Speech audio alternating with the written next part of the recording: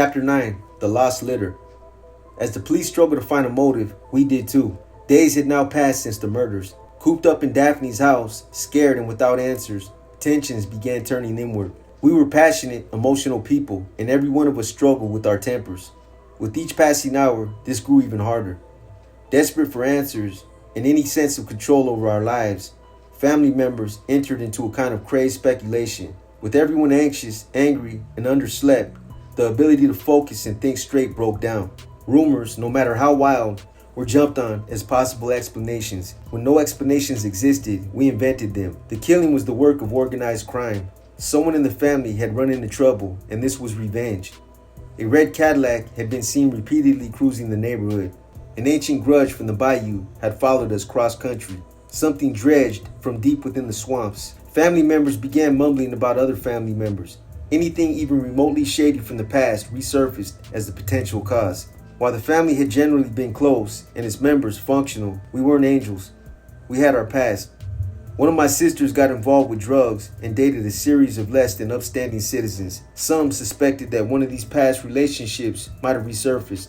A bitter suitor, resentful, high, and out of his mind, would be just the type to commit such a senseless slaughter. Likewise, one of my brothers got into LSD while visiting the Bay Area during the Haight-Ashbury Summer of Love, 1967. Perhaps this explained it. Again, unsavory, unstable elements entering the Alexander family orbit had returned to derail it. Some also wondered if Maddie had ever confronted any one of these bad influences. Never one to back down or hold her thoughts. Maybe she tried to set someone straight who didn't want straightening, put them off, induce some kind of drug rage. Or had Maddie at some point called out a neighborhood wrongdoer, maybe scolding some young hoodlum or street vandal, who then returned to send a powerful message, make their name, prove how bad they were. Or it could have been any one of us, who unknowingly set someone off on the streets. With the prevalence of drugs, guns, and the hair-trigger touchiness of everyone these days about being dissed or disrespected, any perceived slight would be grounds for violent reprisal. An incident involving Maddie led her to another theory.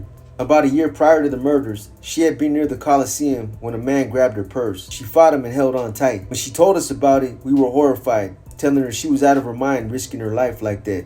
She said she could not bear to let go of all her family pictures she kept in her purse. Finally, the robber overpowered her. He knocked her to the ground, badly bruised. He fled with the purse. It contained all of her personal information. Some now wondered, could the thug who had access to all that information have returned the robber again? Or it could have anything to do with her relationship with Mayor Bradley, some questioned. We often talked policy with him. Was this politically motivated? All of these theories had holes. None added up. As the family struggled to make sense of the tragedy, one theme returned repeatedly: Maddie's absence. Through all the large family struggles, she had always been there, the stabilizing force, holding things together, battling chaos with faith and grit. Without Maddie, the family's ability to navigate the crisis, to come to terms with the loss, was all the more impossible. She was the sun. For all of our lives, the 11 children revolved around her. With Maddie gone, we began to break apart, spin out of control. My sister Daphne said that without Maddie, we were lost, like a litter of puppies that just watched the mother dog get hit by a car.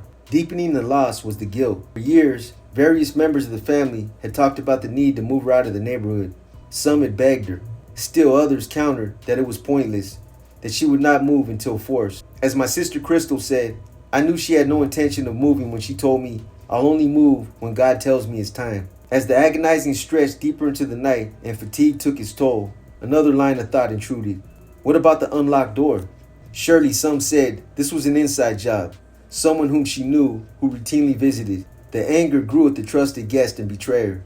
This in turn would circle back to further recriminations about allowing her to stay, allowing her to keep her doors unlocked, and allowing her to let the neighborhood into her home.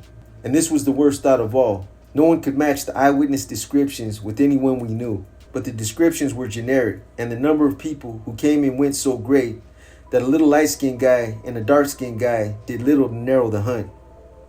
Still, others could not shake the premonitions. Daphne endlessly repeated her son Damon's weird behavior leading up to the killing. Additionally, my sister Barbara said that Maddie made her feel uneasy when she said she hoped that the kids would have a good time at an upcoming concert, and that if she did not see them again, she hoped they'd remember her fondly. Giving her religious convictions, biblical analogies flourished. It was like Christ prophesizing his impending betrayal. Others recalled her saying that just prior to her death, I had acted strangely, circling the block in my car, forever waving goodbye. Had she suspected someone would do her in? Did she sense it coming? Did she know something she didn't let on? All of these forebodings again made the crime seem intimate, pointed to the presence of someone near to our lives. When these thoughts became too unbearable and exhausted themselves, the family, unwilling to go to bed without answers, ventured into the bazaar. It was not internal, they argued. It was distant, ancient, something long thought dead. It could be clan related, some said. Like most blacks living in the South, our family had been harassed. But unlike most, we fought back. Coming from a small rural community, we knew who hid beneath the white sheets. And when the time was right, my relatives would find them, drag them deep into the swamps, and disappear them. And never another word was spoken. Maybe somehow, with years gone by, something had leaked. Or there were problems with Kermit Sr., the issues that made him join the Marines and flee town. When local Kluxers found him too uppity and said they were going to teach him in his place. But that made no sense, others answered. Eyewitnesses said the killers were black. Somehow, some clan grudge lay behind this, and they had simply got blacks to kill blacks as revenge. Perfect clan justice. Murmurs also ripped beneath the surface about some form of voodoo hex. Though we were raised Catholic, from Louisiana to California, hidden fears of spells and curses never died. I remembered how during storms, the mirrors were wrapped to avoid cracks and years of bad luck. When we got our hair cut, the clippings were carefully swept to avoid bewitchment. Even the Catholic priests weren't immune to the hidden world of voodoo. And when outside for formal church services, they indulged family members, invoking secret charms, saints, images, blood rituals, animal rites, all had meshed together. And from Haiti to Louisiana to California formed a part of our collective memory. Superstitions, ideas of karmic justice, the way of spirits, the ideas going back to African witches could still enter the family's thoughts. Things didn't just happen, people kept objecting. Things happened only to people who had done something wrong. Somebody must have done something to somebody, and that's why somebody did this to us. Coincidence and chance had no power to explain. Omens held answers. When a people have been the victims of centuries of very real conspiracies, sinister plots ring all too true. Our ancestors really were captured in slave fortresses and shipped across the Middle Passage. The Klan really did terrorize my relatives. Fire hoses, nightsticks, and police dogs really were unleashed. Churches bombed, bodies burned.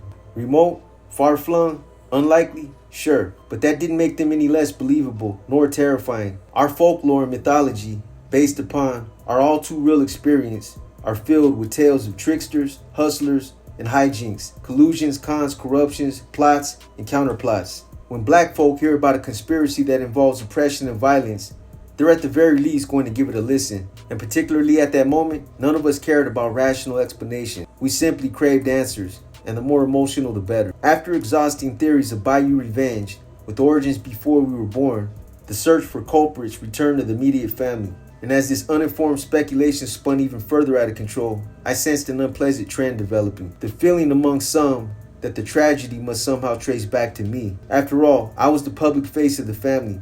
I was the celebrity and public figure. I must therefore have something to do with it. As this train gained speed, my sisters began to question me.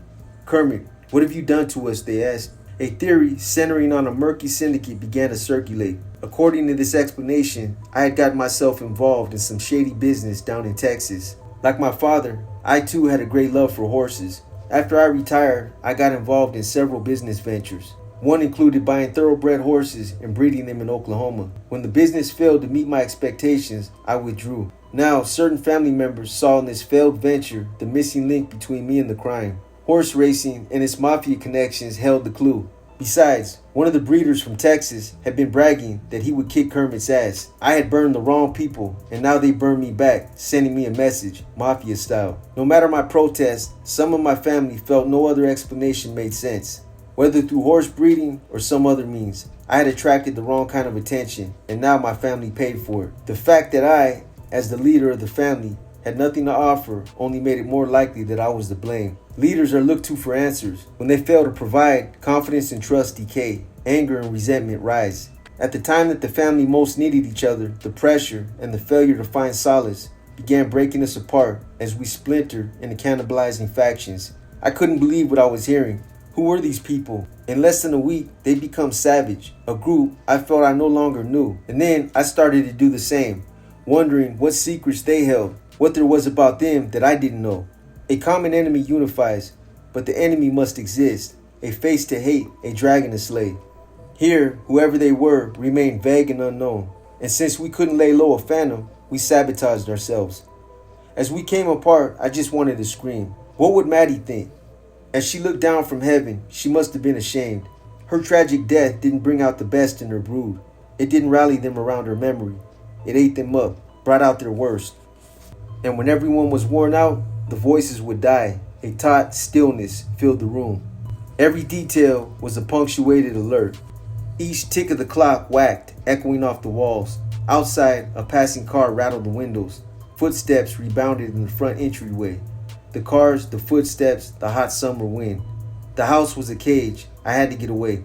And then the voices would pick up again. The same questions hammered upon, the ongoing lack of answers. But no one could let it go. Interrupting, yelling, sobbing, interrupting, fingers pointing, interrupting, blaming, voices, voices, voices. How I hated everyone's voice. Silence to screams, more voices, that constant interrupting. There was nothing I hated more, and I did it too. Though it was pointless and maddening, everyone somehow felt that if we pounded long enough, somehow we would find something out. Something wasn't as it seemed. Something lay hidden beneath the surface, undiscovered. If we just yelled and screamed long enough, just maybe we'd uncover it. It was a desperate reach. We all knew it, but we were all desperate. And somehow anything seemed better than surrendering in silence.